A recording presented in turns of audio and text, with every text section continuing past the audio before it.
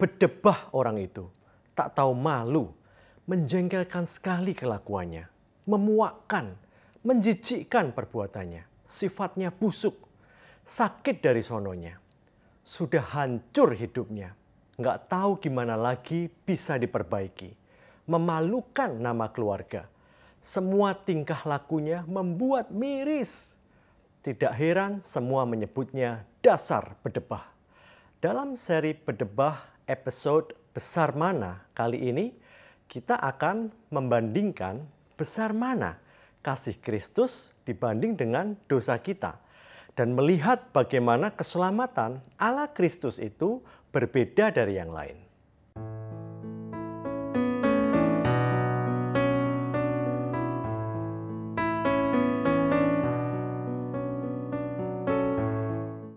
Dalam episode Besar Mana kali ini, kita akan memasuki lorong waktu kembali ke kisah nyata seorang bedebah yang mengalami perubahan nasib.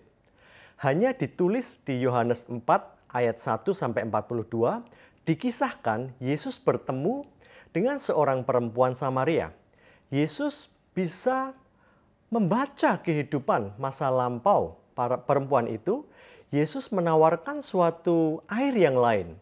Perempuan itu menerima air yang lain itu. Dan hidupnya yang kelam dibalikkan 180 derajat. Karena panjang, nanti saya hanya akan mengutip ayat-ayat pokoknya saja ya.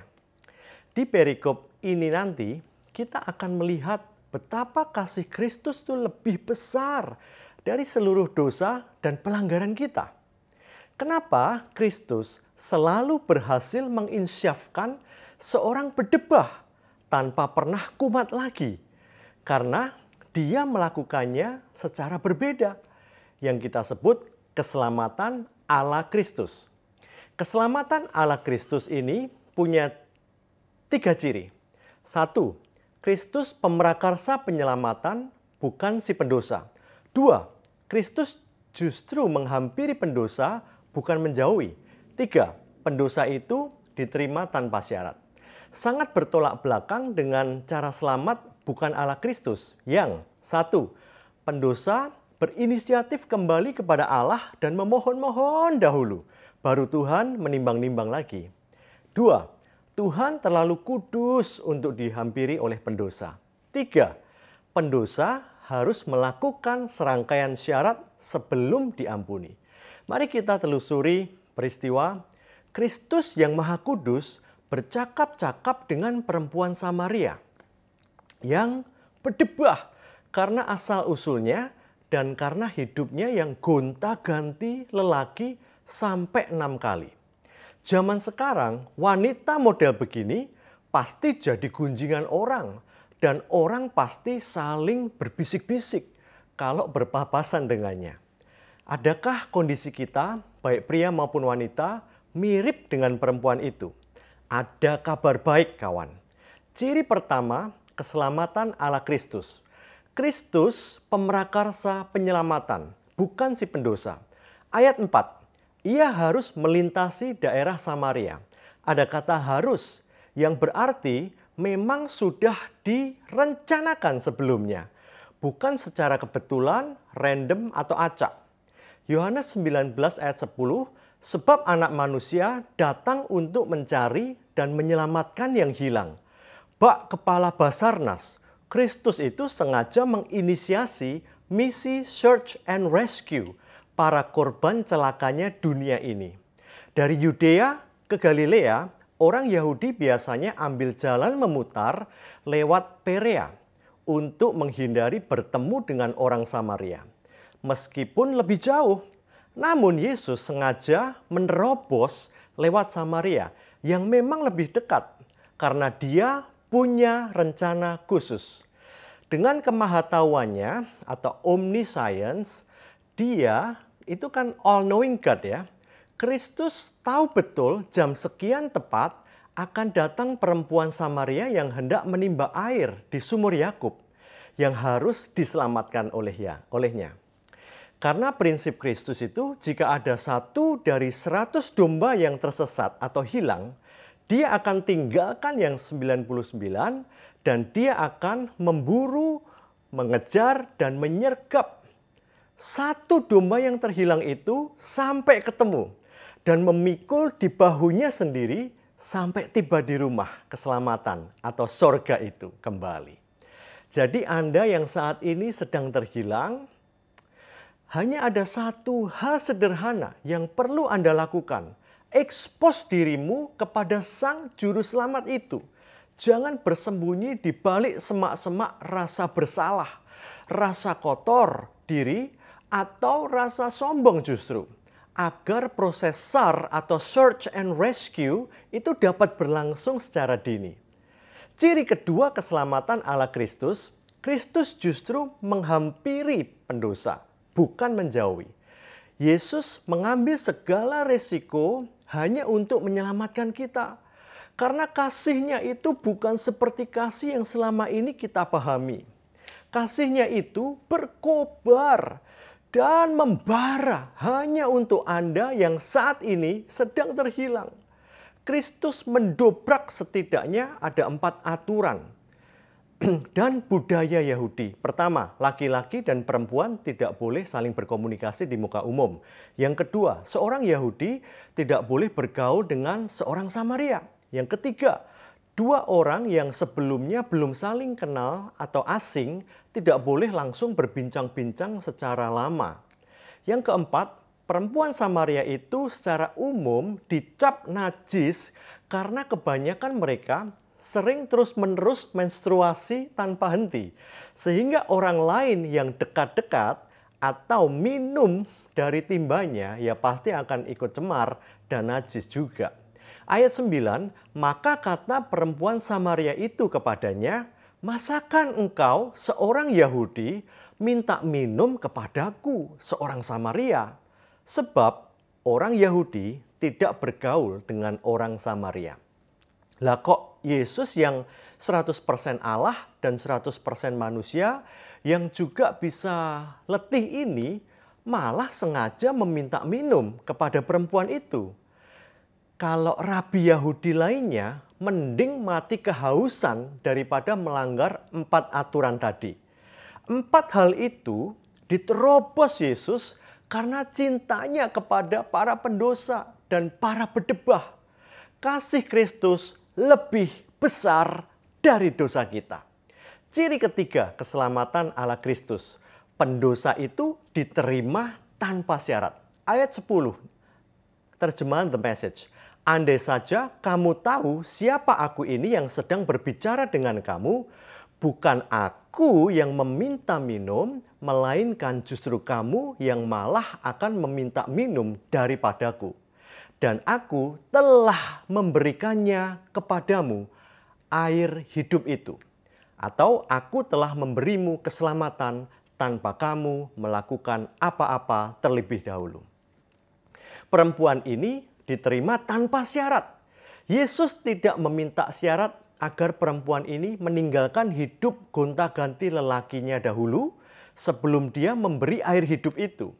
Kristus langsung memberi air hidup itu di depan.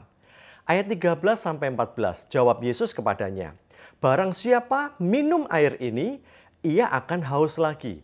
Tapi barang siapa meminum air yang akan kuberikan kepadanya, ia tidak akan haus untuk selama-lamanya. Sebaliknya, air yang akan kuberikan kepadanya akan menjadi mata air di dalam dirinya yang terus-menerus memancar sampai kepada hidup yang kekal. Pikiran kita itu sempit. Kita selalu mendekati Tuhan untuk meminta air duniawi seperti uang dan kesembuhan. Namun Tuhan memberi jauh lebih dari itu. Dia menawarkan air yang lain, yaitu Roh Kudus, pribadi Kristus sendiri. Jika kita dimiliki Kristus, Roh Kudus dari dalam kita akan menjadi mata air abadi yang senantiasa menyemburkan sungai-sungai kekuatan, sukacita, damai sejahtera, ketentraman, pemulihan, kesembuhan, kemenangan, dan kemakmuran. Cara selamat bukan ala Kristus, mengajarkan pendosa tertatih-tatih memohon-mohon pengampunan.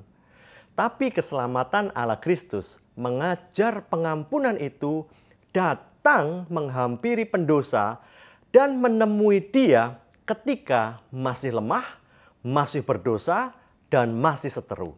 Roma 5 ayat 6. Karena waktu kita masih lemah, Kristus telah mati untuk kita orang-orang durhaka pada waktu yang ditentukan oleh Allah. Ayat 8. Akan tetapi Allah menunjukkan kasih setia-Nya kepada kita oleh karena Kristus telah mati untuk kita ketika kita masih berdosa. Ayat 10. Sebab jikalau kita ketika masih seteru diperdamaikan dengan Allah oleh kematian anaknya, lebih-lebih kita yang sekarang telah diperdamaikan pasti akan diselamatkan oleh hidupnya. Roma 5 ini mengulang-ulang bahwa penerimaan, pengampunan, dan keselamatan itu datang kepada kita pada saat kita masih lemah, masih berdosa, dan masih seteru. Intinya pada saat kita masih jelek, masih di dalam tong sampah. Sahabat, jika Anda dalam posisi seperti wanita itu sekarang, di mana cerita hidup kita tak ada yang membanggakan sama sekali, Anda tinggal membuka diri untuk Roh Kudus menjadi mata air kehidupan dalam roh Anda. Anda diterima tanpa memenuhi serangkaian syarat apapun. Baru setelah diampuni, kita bisa melakukan pekerjaan-pekerjaan baik termasuk pelayanan maupun penginjilan. Ayat 28-30. Maka perempuan itu pergi ke kota dan berkata kepada orang-orang yang di situ, "Mari, lihat, di sana ada seorang yang mengatakan kepadaku segala sesuatu yang telah kuperbuat. Mungkinkah dia Kristus itu?" Maka mereka pun pergi keluar kota, lalu datang kepada Yesus. Ayat 41-42. Dan lebih banyak lagi orang yang menjadi percaya karena perkataannya. Dan mereka berkata kepada perempuan itu, "Kami percaya, tetapi bukan lagi karena apa yang kau katakan. Sebab kami sendiri telah mendengar dia. Dan kami tahu bahwa dialah benar-benar juru selamat dunia."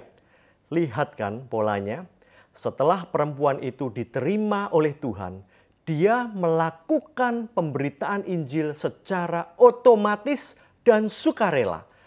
Bukan karena program dan keharusan. Dan pelayanan yang lahir dari dorongan organik, dari lonjakan hati yang tak terbendung begini, efektifnya luar biasa. Hanya satu saja kalimat penginjilan saja yang keluar dari mulut perempuan ini. Lihat, ada seorang yang bisa membaca masa laluku dengan tepat secara supranatural. Jangan-jangan memang dia itu Kristus Sang Mesias itu. Hasilnya gimana? Lebih banyak lagi orang yang percaya Kristus. Keren ya? Oke, kita perhatikan sekarang ayat 30. Maka mereka pun pergi keluar kota, lalu datang kepada Yesus. Pelayanan yang murni adalah pelayanan yang menarik orang-orang kepada pribadi Yesus Kristus sendiri. Pelayanan Christ-centered ministry ini punya ciri bahwa intisari pesan firman-Nya itu 90% kebaikan dan karya Kristus atau teosentris, bukan kelemahan-kelemahan dan kewajiban kita atau antroposentris. Ciri kedua dari Christ-centered ministry adalah pendengar bukan ditarik kepada pribadi pengkhotbahnya, namun dibuat tertarik untuk ketemu Kristus sendiri, seperti ayat 30. Maka mereka pun pergi keluar kota, lalu datang kepada Yesus. Ayat 28. Maka perempuan itu meninggalkan tempayannya di situ, lalu pergi ke kota. Saudara, setelah perempuan ini mengalami Kristus, dia mengalami sesuatu yang luar biasa, spektakuler, dan ajaib. Lalu dengan riang gembira dan semangat yang berkobar-kobar, dia segera berlari ke kota dan meninggalkan tempayannya di situ. Padahal awalnya ia datang ke sumur itu untuk menimba air. Nah, sama sekali air belum ditimba. Tempayan masih kosong. Lah kok ditinggal begitu saja? Artinya, orang kalau sudah ketemu Kristus di hidupnya, kebutuhan duniawi ini jadi tidak berarti lagi. Karena satu Kristus saja sudah melebihi apapun yang manusia butuhkan di dunia ini. Kawan, kasih Kristus itu besarnya jauh melebihi kelemahan dan keburukan kita. Dia menerima kita apa adanya. Dia ingin kita menjadi baik kembali, sehat kembali jiwanya, dan bisa produktif di dalam pelayanan. Oke, tunggu seri Bedebah episode selanjutnya ya. Tuhan Yesus memberkati.